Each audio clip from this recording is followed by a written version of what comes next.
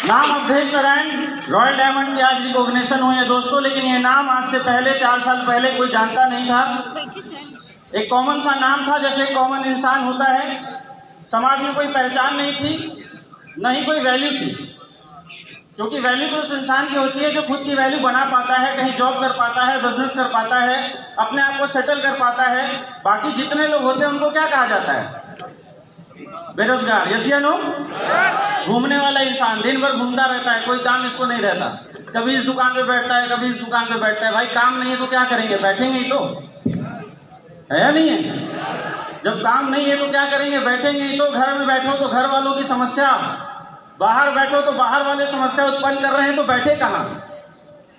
तो आज से 4.5 साल पहले दोस्तों, 5 साल पहले इस नाम को कोई जानता नहीं था, कोई पहचानता नहीं था, लेकिन आज इस 5 सालों में अगर मैं बात करूं तो आज से 5 साल पहले जब कोई नहीं जानता था, आज इस 5 सालों बाद हिंदुस्तान के हर कोने में लोग जानते हैं। और ये प्लेटफॉर्म की देन है दोस्तों, इसलिए शेर है कि जब तक बिके न थे कोई पूछता नहीं था, तुमने खरीद के अनमोल कर दिया दोस्तों, अनमोल कर दिया।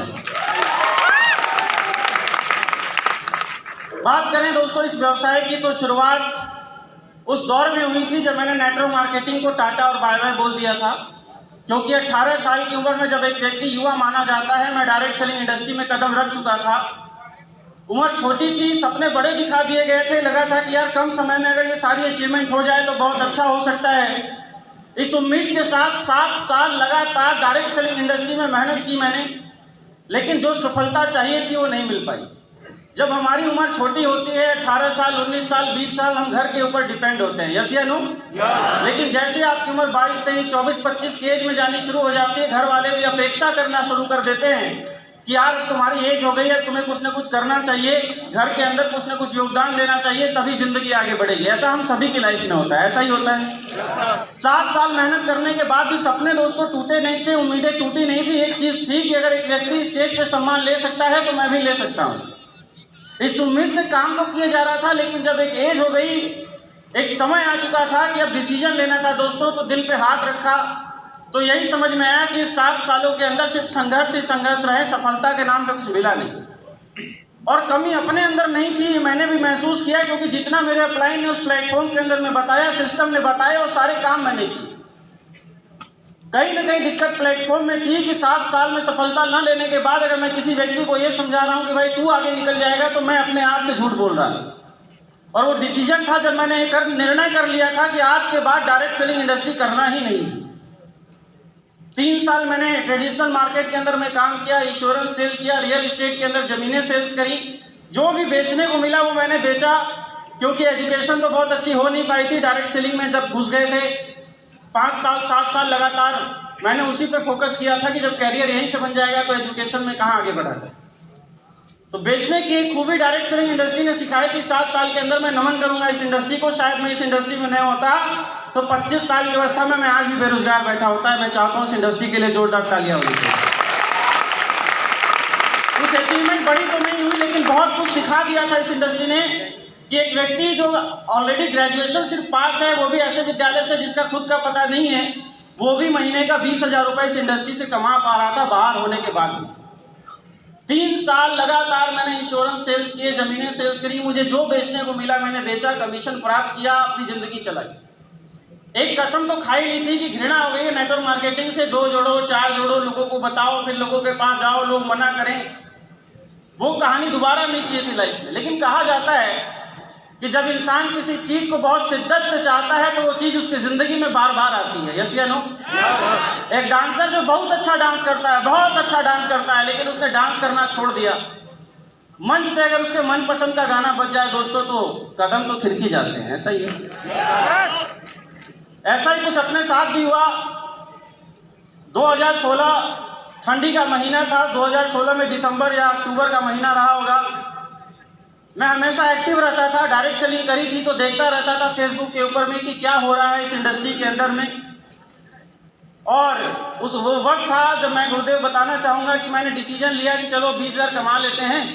2-4 लोग बोल रहे थे चेहरा अच्छा, एक्टर बन सकते हो, तो हमें भी लगा बन सकते हैं। मैं लखनऊ जाने वाला था। अनुपम खेर जी का एक इंस्टीट्यूट है, वहाँ 50,000 रुपये की फीस थी। मैं इकट्ठा कर रहा था कि कैसे यहाँ करके मैं चला जाऊँ, और उसी वक्त मेरी नज़र कंप्यूटर स्क्रीन पे गई। मैंने महिपाल सर को वहाँ पे देखा, 12 लाख रुपए का चेक था। मैं समझ रहा था पिछली कंपनी में यार 8 लाख रुपए मिलता है, यहाँ लिखा था वर्क एट, कंपनी का नाम नहीं बताऊंगा, आप सब समझदार हैं, और 12 लाख रुपए कैसे आ गए। ये एक सवाल दिमाग के अंदर घर किया, और मैंने हाय लिखकर भेज दिया, हेलो लिखकर भेज दिया। सर ने भी तुरंत रिप्लाई दे दिया, आप कहाँ से हो? मैंने बताया बनारस से हूँ।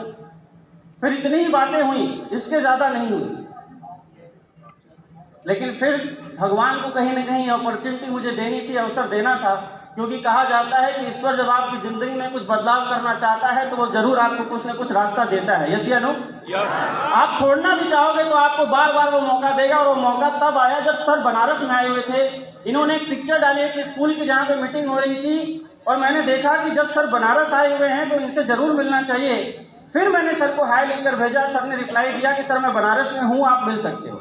लेकिन दिमाग के अंदर एक कीड़ा था कि यार इतने संघर्ष के लाइफ के अंदर एक एक दिन भूखे रह के, 2-2 दिन भूखे रह के, अपना घर छोड़ के 2-2 महीना बाहर रह के मेहनत करी, सफलता नहीं मिली। क्योंकि जब एक इंसान जीवन में हार जाता है तो उसको बहुत डर लगता है नई शुरुआत करने से। यस या नो? होता है नहीं होता? यही कंडीशन अपनी भी थी। लेकिन वही बात है कि ग्रह नक्षत्र या भगवान की कृपा रही होगी। मैंने सर को फ़ोन किया, सर बोले आओ मिल लो। अब मेरे साथ मेरा एक डाउनलाइन था, उसने बोला क्या जाएंगे मिलने, एक जगह तो कर ही रहे हैं कुछ ना कुछ। फिर मूड बदल गया, हम नहीं गए मिलने। लेकिन पता नहीं दिल के अंदर ऐसा क्या हुआ कि मिलना चाहिए मिलना चाहिए। और जब मैंने सर को फ़ोन किया तब तक सर की फ्लाइट आसमान में उड़ने वाली थी। उन्होंने बोला कि यार मैं तो निकल गया। मैं बोला सर अब क्या करें? बोला कोई बात नहीं, मैं निकल गया हूँ, भगवान की धरती पे शंकर भगवान आपका इंतजार कर रहे हैं। मैं शिव कुमार सर को आपके पास भेज रहा हूँ, बहुत ज़बरदस्त लीडर है, एक बार मिल लेना। फिर भी मैं नहीं गया। क्यों? क्योंकि अपने साथ अपना एक डाउनलाइन था जो बोल रहा था क्या जाएंगे वहाँ पे, वहीं बैठा है। हमने बोला यार चलो, जेब में 100 रुपया है, एक व्यक्ति बुला रहा है, रेड चिल्ली रेस्टोरेंट में बैठाएंगे, पनीर वनीर खाएंगे, लस्सी वस्सी पियेंगे, 500-600 का बिल बनाएंगे, फिर आ जाएंगे। फिर वो बोला हाँ अब ठीक है अब चलते हैं। हम गए थे पनीर खाने, लस्सी पीने, हमारा ध्यान प्लान पे। पहले सर आए, उन्होंने बोला क्या लेंगे, हमने बता दिया ये लेंगे। समझ रहे हो आप? और सर ने प्लान देना शुरू किया। हम करीब 8 बजे रेड चिल्ली रेस्टोरेंट संकट मोचन के पास है, आप जितने भी लोग रहते होंगे वो जरूर जानते होंगे। 8 बजे प्लान शुरू हुआ, 9 बज गया, 10 बज गया। रेड चिल्ली वाला हाथ जोड़ रहा है कि सर अब छोड़ दो, अब छोड़ दो, अब छोड़ दो। लेकिन महादेव मानेंगे? बोले बस 2 मिनट, 2 मिनट, 2 मिनट। बेचारे का 10:30 बज गया, अब शटर गिरा दिया। और मैं भी सोच रहा था आप तो सर छोड़ दे, घर पे माता जी भी इंतजार कर रही होंगी। लेकिन सर कहाँ मानने वाले थे, क्योंकि भगवान की कृपा मेरे ऊपर एक्स्ट्रा थी, है ना। कार में थे सर, कार में बैठा लिया। बोले यार कोई दिक्कत नहीं है, कार में बैठते हैं, जब तक बात खत्म नहीं हो जाएगी तब तक रवि जी आप समझ नहीं पाओगे अवधेश जी क्या होगा SPPS वेलनेस में। 11 बज गया, 12 बज गया, 1 बज गया। अब मेरे साथ जो डाउनलाइन बोला गया था वो बोला नहीं सर सब समझ में आ गया, कल ज्वाइन करेंगे। मुझे पता था ये थोड़ी ज्वाइन करेगा, ये तो घर जाने के लिए बोल रहा है। मैंने बोला सर बहुत लेट हो गया है, बाइक कहीं और खड़ी है। उन्होंने बोला मैं होटल आज आपको दिला दूंगा, लेकिन जब तक कंफर्म आप सेटिस्फाई नहीं हो जाते तब तक छोड़ूंगा नहीं, क्योंकि मेरे गुरुदेव ने आपको भेजा है। मैं बोला यार 7 साल डायरेक्ट सेलिंग इंडस्ट्री करी है, लेकिन आप जैसा इंसान नहीं देखा। जब प्लान में आप नहीं छोड़ रहे हो तो ज्वाइन कर लूंगा तो कहाँ छोड़ोगे आप। डिसीजन बन चुका था कि यार बिजनेस करेंगे, लेकिन अपने पास एक डाउनलाइन था। बोले सर कहाँ जा रहे हैं? वो किसी कंपनी में था, यहीं पे कुछ हो जाएगा, बड़ा हो जाएगा। हमने बोला यार भाई एक काम करो, तुम उस इंडस्ट्री को करो मैं तुम्हारी टीम नहीं डिस्टर्ब करूंगा, मैं तुम्हें डिस्टर्ब नहीं करूंगा, लेकिन अपना डिसीजन बन गया है, क्योंकि इंसान पहचानने की खूबी 7 साल में डायरेक्ट सेलिंग इंडस्ट्री ने मुझे दे दी। प्लान और इंसान पहचानने की खूबी इस इंडस्ट्री में मुझे मिल चुकी थी। मुझे पता था कि अगर मैं यहाँ शुरुआत करता हूँ तो ऐसे बहुत सारे डरे हुए लोग हैं, ऐसे बहुत सारे हारे हुए लोग हैं जो इस बिजनेस की शुरुआत करके कामयाब बन सकते हैं। मैं सर से जाके मिला, मैंने शुरुआत करने की बात रखी। सर ने बोला बिल्कुल आप शुरुआत करिए, हम आपको एक ऐसे लीडर को देने वाले हैं जिनका अगर आपने सिर्फ हाथ पकड़ लिया तो आप सफलताओं की सीढ़ियां नहीं दोस्तों, आप रॉकेट समझ लो आपको मिलने वाला, आप इस स्पीड से आगे बढ़ोगे। मैंने बोला मैं आपको जानता हूं, मैं और किसी को नहीं जानता, मैं आपको जानता हूं। आपने 6 घंटा समझाया है, आप ही को बताना पड़ेगा। उन्होंने बोला एक बार आप जाके मिल तो लो। दोस्तों मैं धन्यवाद देना चाहूंगा उस पल को जब पहली बार मेरी मुलाकात मेरे महागुरु मिस्टर अमित दुबे सर से हुई। एक बार जोरदार तालियां। काशी विश्वनाथ मंदिर BHU VT कितने लोग गए हैं? सर वहीं पे छात्र थे, उन्होंने बुलाया, बगल में एक पेड़ था, वहाँ बैठने की व्यवस्था है, हम वहाँ बैठे। सर ने मेरा FIM किया, फर्स्ट इंफॉर्मेशन मीटिंग, कंपनी के बारे में बताया, प्लान के बारे में बताया, सिस्टम के बारे में बताया, यहाँ के भविष्य के बारे में बताया।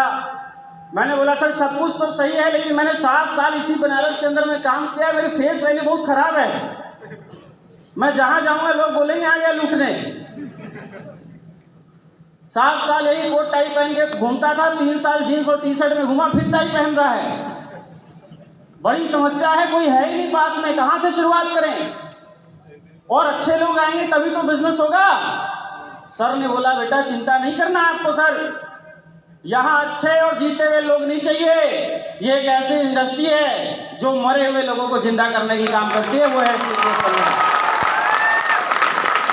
आप 1.5 लोगों की लिस्ट बनाओ, हारे हुए लोगों की लिस्ट बनाओ, अपने जैसे लोगों की लिस्ट बनाओ, जिनके अंदर आग है, उनको डायरेक्शन देने का काम FSS सिस्टम करेगा। और दोस्तों मैंने वही किया। आज तक इस रॉयल डायमंड के लेवल तक पहुंचने में दोस्तों मेरा कोई योगदान नहीं है, मैंने एक ही काम किया, A, B और C, मिलना और मिलाना। मिला और अपने अपलाइन से ला के मिला दिया, क्योंकि मुझे ना नॉलेज थी, मुझे कुछ पता ही नहीं था, मेरी कोई अचीवमेंट ही नहीं थी। मिलाना शुरू किया और मुझे पता था कि मैं जिसको मिला दूंगा उसकी ज्वाइनिंग हो जाएगी, क्योंकि अगर जो इंसान मुझे ज्वाइन करा सकता है वो किसी को भी ज्वाइन करा सकता है। मिलाने का दौर दोस्तों शुरू हुआ। सबसे पहले मुलाकात हुई प्रणव सर से, पहली मीटिंग हुई, बात हुई। सर भी कहीं ना कहीं परेशान थे, वो भी पार्ट टाइम में रियल एस्टेट के अंदर काम कर रहे थे। अप्रोच किया गया किरण सर के माध्यम से, सर आए, मिले, मुझे पता था जो इंसान मुझे ज्वाइन करा सकता है वो किसी को भी ज्वाइन। प्रणव सर भी आ गए, फिर हम और प्रणव सर मिले, बैठे, डिस्कस किया कि सर आपके पास कोई है? बोले यार टीम तो नहीं है अब। तो कौन है? तो पता चला विनोद सोनी है, कृष्णा जी हैं। इनसे मुलाकात हुई तो इनके पास भी कोई नहीं, सब हारे हुए लोग। हम 80 घाट पे बैठ के दोपहर 12 बजे से शाम को 7 बजे तक यही प्लानिंग करते रहते थे कि अब क्या करें, कैसे करें, किसको लाएं, किससे मिलें। शुरुआत में दोस्तों 2 लोगों को लाना भी मुश्किल लगता था कि यार ये 2 लोग कैसे भी आ जाएं तो हमारा बिजनेस खड़ा हो जाए। विनोद सोनी से जब मुलाकात हुई, बोला यार चलो अब 100 सेल पॉइंट की सेल आएगी। भाई साहब 500 रुपया दिए थे, सर ने बोला जाओ रिसीव कर लो, बंदा रजिस्ट्रेशन कराने वाला है। मैं सीर गेट पर बाइक उठा के गया कि 100% फुल पेमेंट आएगी। इन्होंने 500 रुपया दिया और ये भी बोले कि सर 500 डूबेगा तो नहीं। मैंने बोला भाई मेरा तो नहीं डूबा, तेरा क्या डूबेगा। इन्होंने विश्वास किया दोस्तों, काम शुरू किया। गौरी शंकर जायसवाल जी आए, एक तरफ काम बहुत अच्छा खींचना शुरू हो गया था। सर ने बोला भाई अब तुझे अपनी दूसरी लेग के ऊपर में काम करने की ज़रूरत है, अब काम कर, उधर से भी लिस्ट शुरू कर। बात करी तो पहली बात हुई जयदेव विद्यानंद जी से, शायद यहाँ बैठे हैं, एक बार जोरदार ताली होनी चाहिए। इन्होंने भी लखनऊ से कोई काम कर रहे थे रियल एस्टेट, मैंने ही बताया था कि भाई आप करो, क्या पड़े हो फालतू कंपनी के चक्कर में। ये भी बोले बात सही है। इन्होंने भी काम शुरू किया दोस्तों, आए, प्लान देखा। मैं धन्यवाद देना चाहूँगा इनकी सोच को कि जिस दिन प्लान देखा उसी दिन 100 सेल पॉइंट्स इन्होंने ज्वाइन कर ली और मेरा पहला चेक कंपनी में उसी दिन बना। इस तरीके से दोस्तों हमारे इस बिजनेस की शुरुआत हुई। शुरुआत ऐसा नहीं है कि बस आए और धड़ाधड़ होनी शुरू हो गई। किसी के पास ना तो बैलेंस था, किसी के पास ना तो टीम थी, बस एक चीज थी, संघर्ष के दिन सभी के पास थी। सभी ने 7 साल, 8 साल, 10 साल तपस्या करी थी डायरेक्ट सेलिंग इंडस्ट्री में, घोर तपस्या करी थी, मैंने अपनी आंखों से देखा था। और जब एक इंसान सच्चे दिल से किसी चीज की मांगता है, तपस्या करता है, तो दोस्तों परिणाम तो ये आता ही आता है। वो वक्त था जब हम ट्रेनिंग के लिए जाते थे, मीटिंग के लिए जाते थे। हमने एक हॉल बुक किया गुरुदेव के माध्यम से, स्कूल में हम पहले मीटिंग करते थे, 9:30 बजे हॉल के अंदर पहुंच जाते थे। हॉल के अंदर चेयर नहीं होता था, चेयर दूसरे क्लासरूम में होता था। हॉल में हम उठा के लाते थे, पोछा मारते थे, गेस्ट को इनवाइट करते थे, वेट करते थे कि कोई आए तो हम मीटिंग शुरू करें। दोस्तों एक ऐसा वक्त भी था जब हमने गुरुदेव के साथ ये वक्त बिताया है, और बहुत सारे लोग जो शुरुआती के दिनों के होंगे वो जानते भी होंगे। एक मीटिंग हम यहाँ करते थे, दूसरी मीटिंग की क्लोजिंग के लिए सर पांडेपुर जाते थे, तीसरी मीटिंग की क्लोजिंग के लिए सर शिवपुर जाते थे। एक एक दिन में 3-3 वेन्यू किया करते थे कि गेस्ट हमारे ज़्यादा से ज़्यादा प्लान हो। रात को 12-12 बजे तक, 1-1 बजे तक हम लोगों ने लोगों को घर घर जाके समझाने का प्रयास किया। ऐसा दिन भी आया जो भूले नहीं भूलता। हमने ऐसा प्लान पे सर को लेके गए रोहनिया के अंदर में। वो बंदा बोला कि सर मैं आपका प्लान सुनूंगा, लेकिन आपको पहले मेरा डांस देखना पड़ेगा। अब वो धोती कुर्ता पजामा ओढ़ के 1 घंटा खूब नाचा, कोई किसी का भक्त था। सर बोले अवधेश जी बहुत अच्छा प्लान कराने ले आया। मैं क्या, मुझे क्या पता सर कि ये डांस करेगा। डांस भी देखा हमने, लेकिन सेल ऐसे ऐसे हमने काम किया है दोस्तों। ये रॉयल डायमंड, अभी आपको ऐसा लग रहा होगा कि यार सर तो आ गए स्टेज पे, लेकिन इस स्टेज पे आने में दोस्तों 14 साल की तपस्या है, तब ये मंच मिला है।